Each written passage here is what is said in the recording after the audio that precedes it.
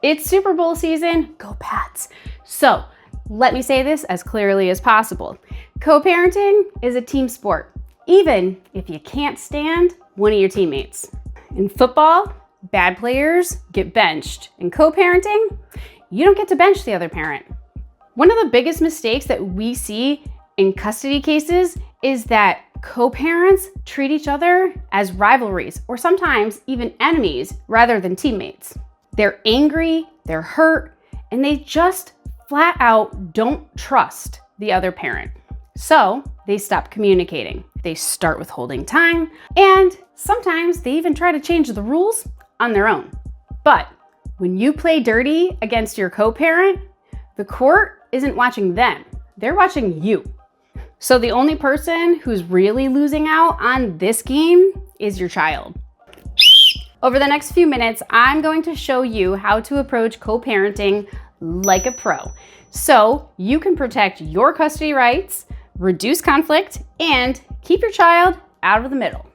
Hi, my name is Kristen Wolf. I'm a family law attorney here in the state of Connecticut. Obviously, I'm a diehard Patriots fan, but my day job is to help you get through your family law situations, whether it's divorce or custody, so that you can move on and live your life as peacefully as possible. Look, you are not together with your ex for a reason, but the problem isn't that you don't like each other. The problem is that you don't respect each other enough to maintain agreements or keep on schedule or make joint decisions with one another. So you break the rules and you're the problem. Even in football, you have to respect your teammates and even the opponent. And sometimes you even have to respect the decisions that the refs make, even if you don't like them. You might be wondering, how do I do that?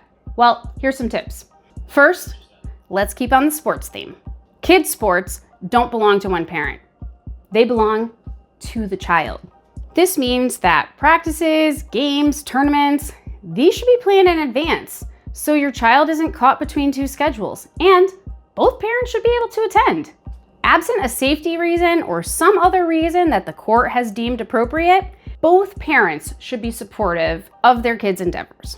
Tip number 2, kids' time with their friends matters. Coordinating playdates and hangout times shows the court and your child that their life comes first, not the conflict. But here's a key. Usually, there's a default parent that is the one that coordinates everything. If you're the default parent, make sure you're sharing that with the other parent or sharing their contact information. Third, remember, it's not just kid time.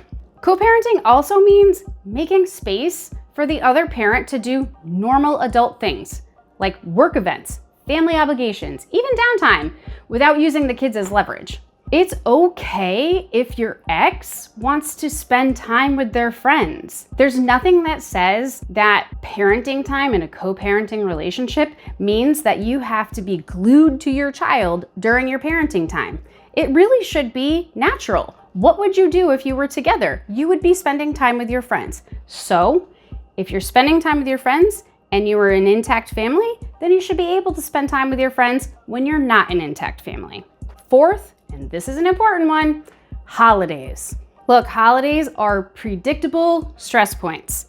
We actually come up with holiday plans in a lot of our custody agreements, but champions don't fight about getting their holidays every single year. They plan them in advance, stick to the agreement, and share their time so that both parents and the kids can experience time with both parents on the holidays. Fifth and final, communication. Communication is key. Signing kids up for activities, playdates, sports without communicating with the other co-parent is a big no-no. It's really one of the fastest ways to make a co-parenting relationship break down. All major decisions, absent a court order regarding such, should be coordinated with one another, discussed, and agreed upon, not announced. Look, I'm giving you the game-winning strategy. This works. When parents handle these things proactively, the conflict drops and the kids feel more secure with both parents.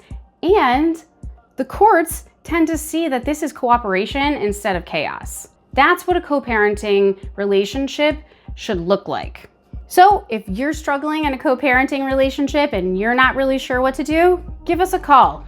You can call us at 203-745-3151 or visit our website at www.wolfandshorelaw.com. You can also subscribe to our channel and view some of the other informational videos we have. We're happy to hear from you.